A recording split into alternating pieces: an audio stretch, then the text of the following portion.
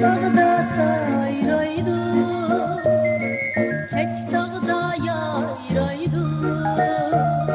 Kızıl güldek dostlarım bana hece paraydı. Bulbul bağda sayraydı, tek dağda yayraydı. Kızıl güldek dostlarım hece paraydı. Ayrı çektim araydı, bana gülüp paraydı.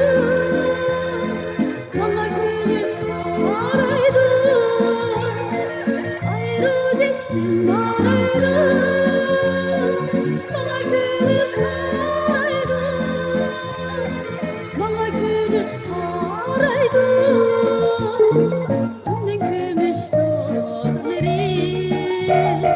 Çaşlarını taraydı, onun kömeşörleri çaşlarını taraydı.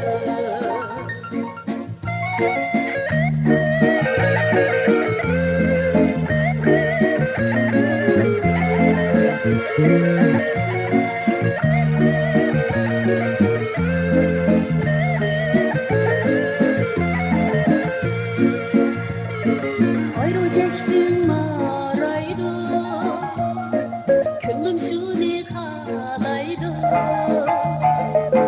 Tutup gelgen yari, bana hecep yaraydı.